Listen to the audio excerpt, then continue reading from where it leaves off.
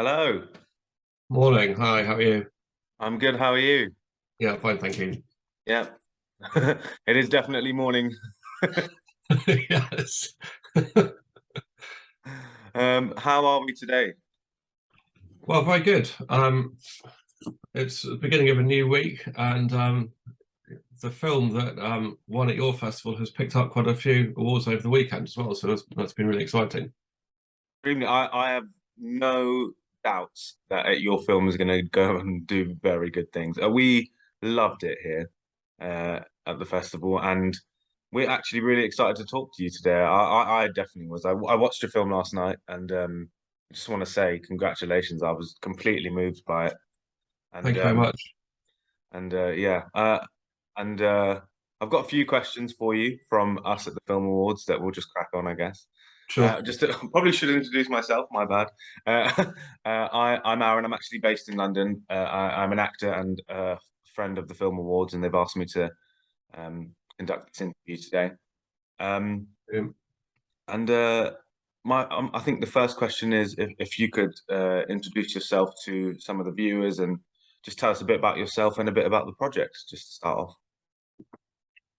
sure. My name's Toby Fountaine. I'm a director, screenwriter, and producer. I've got written quite a few projects. I've got quite a few projects at the script stage. I'm working on some new projects and a couple of projects in the pre-production stage.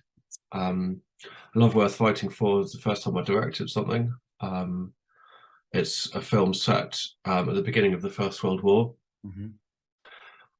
It's an anti-war film. I really wanted to make a powerful drama that kind of investigated the folly and stupidity of war, as well as the people in it.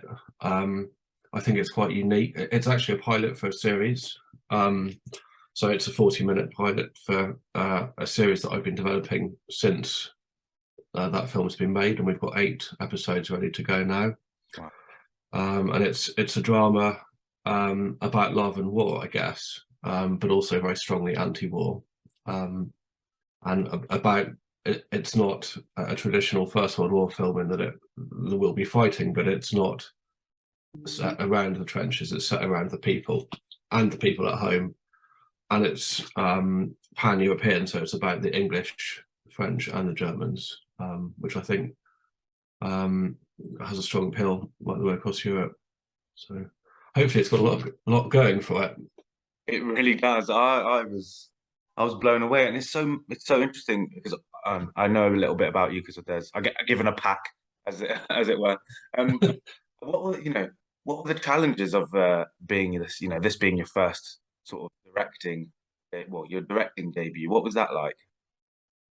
Um, I would say the challenge actually was more about the production.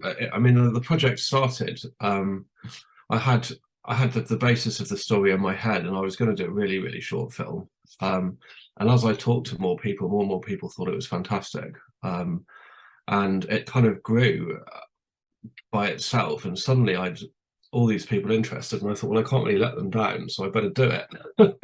um, so suddenly I needed a lot more money and a lot more people and a lot more of everything, really. So I would say the biggest challenge was producing a reasonably big film. It's 40 minutes in. I mean, I think I had the idea in May. I wrote it in June. I funded it in July, produced it in August, and shot it in September. So that was quite hard work, but it was brilliant fun. And actually directing it, because I knew the locations really well and I'd written the screenplay, I had the whole thing in my head, and I spent a couple of days on location with the DOP and a couple of the other key people prior to the shoot, and we went through every scene, and I just had it in my head, and the DOP Sunshine, who was absolutely brilliant, could see exactly what I wanted. We worked together really, really well, and once everybody arrived on set, we just did it. Felt I organic. had a fantastic first assistant director as well, who did the shooting schedule, and that worked brilliantly. And actually, we were also lucky with the weather because 10-day shoot outside in September, could could not be brilliant, but actually we weren't really hampered by rain at all, which was fantastic. So yeah, the whole thing went really smoothly. Yeah, I mean, it's very rare to see a film of your length being, considering that the Inception was in May, as you said, and then you're done shooting by September. That's quick turnaround. You must have been on the ball the whole way through that time. I actually took a 2 week holiday in August with my family, but yeah, I mean, it was hard work. It was hard work, but it was good stress. It was Yeah, because I mean, essentially, I had all these people. I didn't want to let them down, so I knew it had to be good and it had to be professional. yeah. And that was really the main driving force, was just to make it as good as possible with a reasonably low budget. I mean, it's pretty much worthy for being aired on television, and the budget was probably a 20th of what Netflix might have given us, or a tenth of what the BBC might have given us. Totally. So yeah, I was pretty pleased with it really, and we fed and housed everybody, and we paid the crew, so it's good. It was really one of the things I was really moved by was sometimes just I thought the actors were brilliant, and I really thought that the lack of language in certain moments. I was really just I found myself really just on the boat of the story. Found myself just kind of falling into moments, and when you were kind of filming it and writing it and kind of building this story, did you kind of have an understanding of what you wanted it to look like, or did you try and find that on set, or Yeah, I knew I was lucky because I knew the locations well before I wrote it. I knew a couple of the actors before I wrote it, and wrote it with them in mind. So Eric, who played Arthur, I knew. Gaia, who played Molly, I knew. yeah, And the others,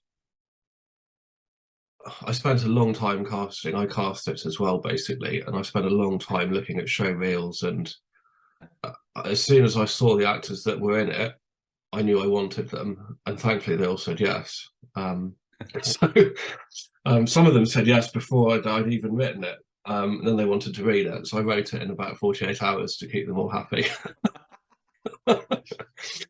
um, how have you done this? so yeah, I mean, it was. I mean, I think the casting worked really, really well, and I'm really pleased that I mean, all the actors fitted their characters brilliantly, and um, so yeah, I knew what I wanted the characters to look like. I knew the type of actor that I wanted, and pretty much got it. So yeah, I was really, really, really lucky with that. And I thought all the actors did a tremendous job. I agree. And if this, obviously you're looking to take it to further places, and rightly so. Um, would you consider staying on as the director for all 8 episodes, or would you kind of want more collaborators to come in and get involved? I'd love to do some more of it. Clearly, if a really good director is interested, then that would be super as well. I, you know, I thoroughly enjoyed it, so yes, I would love to do some more. But I wouldn't say that I'd set my heart on directing 8 episodes. I'd definitely like to write probably series one. Actually, I'm co-writing it with the producer who co-produced the first one with me, Sarah Flower. And I think she brings another layer and depth of knowledge to the thing, which is super. She's a historian, Wow, and really interested in helps. that period. And yeah, it's between us. We're a pretty strong team, so it's good. Yeah, that's amazing. And what was your sort of biggest learning curve during this sort of, I mean, I want to say 6 months, really. Don't take a holiday. The thing I learned most was that if you decide you want to do it and you've got the oomph to do it, you can do it. The biggest learning curve was how actually you put the production side again. I think how actually you put a film together, the people you need. I learned an awful lot during the post production as well, which did pretty quickly. We did that October, November, December, and it was ready on the 24th of December. So I learned a lot about sound design and the actual technical process of editing the film, which I also really enjoyed. It's good. Yeah. So yeah, I mean, I just learned at every stage. I was learning stuff, and I still am. Yeah. And I'm honestly, I've got loads of questions next to me, and I don't really want to ask any of them because I'm so blown away by how you've done this. Because you hear some people saying, I've done a few of these now, and some people saying, they spent 2 years on this, and the work you produced in such a short amount of time, it's absolutely thrilling. And you know, what what is next for you? Are you just trying to stay on this, or is there other things in the background that you're working on at the moment? Yeah, I've got about, I think, maybe a dozen projects on the go. Some of which, most of which I've written, a couple of which I haven't, that I'm a producer or executive producer on. I'm writing another feature film at the moment. I'm hoping to get 2 more comedy pilots done in the new year. So half-hour first episodes of comedy series that I've written. So just looking into the starting the pre-production of those. Yeah, I'm definitely not bored. Yeah, I'm. Thank you for carving out the time to see me today. I mean, no, it's a pleasure. There's more on my website about all my projects. It's just myname.com, Toby Fountaine with an at the end.com. we will definitely be sending that out. I mean, I'll definitely be looking at that. And one of the questions I got here, which is quite funny, did anything kind of weird, crazy, or sort of funny happen whilst you were shooting? Well, I did see that. Yeah, I kind of thought about that. What I might say on that, and to be honest, it went really smoothly. So the answer is nothing really that crazy happened on the shoot. yeah. One of the scenes that I think everybody remembers was the scene that Emilia did. She played the German girl who's writing to her boyfriend or husband at the front, and she writes him a letter, and there's a voiceover with him receiving the letter. But when she wrote the letter, I can't remember how many people were in the room, but probably about a dozen people were on set on location, and every single one of them was crying by the end of it, Wow. which was quite amazing, really. So that was the most emotional thing. If I can rehash your question and answer a different one. Yeah, no, that I mean, even I was a bit emotional during then, um, and if you were to shoot it again, is there anything you'd do differently? On the budget, probably not a hell of a lot. There's a couple of shots I missed, but literally one or two. If we shot it again on a bigger budget, of course. But to be honest, I think it went as well as we could have done it on budget. Yeah. Wow. It's good to kind of come away from that experience and not have any regrets, I think that's Yeah, pretty good result, I think. Yeah. And you're clearly very creative and you're creating a lot and doing a lot at the moment. What keeps you motivated? What keeps you going and keeps you plodding along? Yeah, it's hard work at times because as I'm sure you know, it's a very odd industry. Sometimes you're, on set with 100 people, and sometimes you're in your bedroom, kind of wondering what to do today. Yeah. I think the answer is that successes like this, and seeing something that was once in your head come on screen and have so many people involved and give it their all, keeps me going. I think, seeing the end products and seeing so many people enthusiastic about it, yeah, that's what it is. And That telling stories as well, telling stories that people don't know, or that either because they're true and people don't know them, or because they're made up and they're in my head and I need to get them out. Telling stories is another reason. Yeah, that's really lovely. That is really, really lovely. And if you were going to give some advice to someone who's just starting to make some of their own films, starting to produce some of their own films, what would be the things you would tell them, things you would say to them? Go big, be ambitious, Love that. Um, Yeah, yeah, I mean, I think have the confidence to know that you can do it. I think self-confidence is really important, and it's something that doesn't come easily to me. I have to really tell myself that I can do it. And sometimes you know wake up at 3 o'clock thinking, what on earth are you doing? And self-confidence ebbs away. But I think ultimately I have it, and even though it doesn't come to the surface all the time, knowing that I have it is really, really important. Um, Knowing yeah, that that you can do something good is vital.